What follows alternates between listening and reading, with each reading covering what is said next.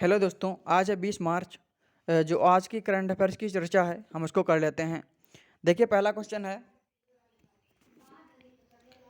निम्न में से किसने हाल ही में दिल्ली सरकार की घर घर राशन योजना पर रोक लगा दी है? इसका जो राइट आंसर है वो है केंद्र सरकार, आंसर नंबर सी। देखिए, केंद्र सरकार ने हाल ही में 25 मार्च से शुरू होने वाले दिल्ली सरकार की घर घर राशन योजना पर रोक लगा दी है। इस योजना के तहत 100 परिवारों को राशन बांटा जाना था। केंद्र सरकार ने कहा है, सरकार राष्ट्रीय खाद्य सुरक्षा अधिनियम के तहत राज्य को राशन देती है, जिसमें किसी तरह का बदलाव नहीं किया जा सकता। अगला क्वेश्चन, इनमें से किस राज्य के प्रसिद्ध धार्मिक स्थल शामलाजी विष्णु मंदिर ट्रस्ट ने छोटे कपड़े पहनकर आने वालों की एंट्री पर रोक लगा दी है?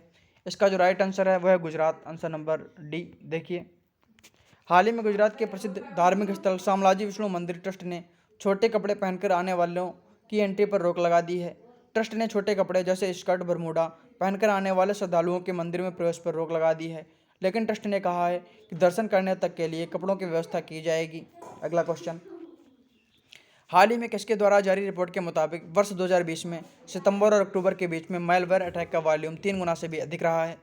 इसका जो राइट आंसर है answer number B, cyber security firm SonicWall. देखिए, साइबर सिक्योरिटी फर्म सोनीवाल के द्वारा जारी रिपोर्ट के मुताबिक वर्ष 2020 में सितंबर और अक्टूबर के बीच में मैलवेयर अटैक का वॉल्यूम 3 गुना से भी अधिक रहा है। रिपोर्ट के मुताबिक दिसंबर 2020 में 25 मिलियन यानी 2.5 करोड़ से भी अधिक मैलवेयर अटैक हुए हैं। अगला क्वेश्चन, केंद्रीय स्वास्थ्य मंत्री डॉक्टर हर्षवर्धन को किस वर्ष तक के लिए स्टॉप टीबी पार्टनरशिप बोर्ड का चेयरमैन नियुक्त किया गया है?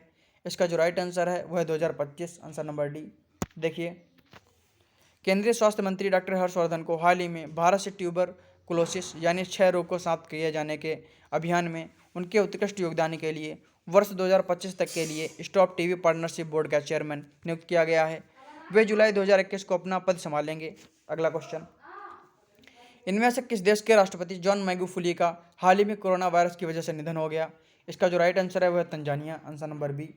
ये अफ्रीकी देश है। देखिए, तंजानिया के राष्ट्रपति जॉन मैगुफुली का हाल ही में 61 वर्ष की उम्र में कोरोना वायरस की वजह से निधन हो गया। उनके निधन पर तंजानिया के उपराष्ट्रपति सामिया सुलूहु हसन ने 14 दिनों के शोक की घोषणा की है। अब 61 साल की उपराष्ट्रपति हसन उनके पाँच बचे हुए साल के कार्यकाल के लिए पद संभालेंगी। अगला क्वेश्चन, निम्न में से किस देश ने हाल ही में भारत के साथ अंतर्राष्ट्रीय सौर गठबंधन के समझौते पर हस्ताक्षर किए हैं? इसका जो राइट आंसर है वह इटली, आंसर नंबर डी। देखिए, हाल ही में इटली ने भारत के साथ अंतर्राष्ट्रीय सौर गठबंधन के एक समझौते पर हस्ताक्षर किए हैं। इस समझौते में संशोधन के बाद इतावली गणराज्य ने ISA के फ्रेमवर्क समझौते पर हस्ताक्षर किए हैं। अंतर्राष्ट्रीय सौर गठबंधन एक गठबंधन है जिसमें 120 से अधिक देश शामिल हैं। देखिए, 20 मार्च को विश्व भर में कौन सा दिवस मनाया जाता है? इसका जो राइट आंसर है विश्व गौरैया दिवस, आंसर नंबर सी। देखिए, 20 मार्च को विश्व भर में विश्व गौरैया दिवस मनाया जाता है। यह दिवस गौरैया के प्रति जागरूकता बढ़ाने के लिए मनाया जाता है। साथ ही यह दिवस शहरी वातावरण में रहने वाले आम पक्षियों के प्रति जागरूकता लाने के लिए भी मनाया जाता है। अगला क्वेश्चन, अचंता शरद कमल हाल ही में टोक्यो के लिए ओलंपिक कोटा हासिल करने वाले कौन से भारतीय खिलाड़ी बन गए हैं? इसका जो राइट आंसर है वो है पहले। देखिए, अचंता शरद कमल ने हाल ही में ओलंपिक क्वालिफायर्स में पाकिस्तानी खिलाड़ी हराकर टोक्यो के लिए ओलंपिक कोटा हासिल करने वाले पहले भारतीय खिलाड़ी बन गए हैं।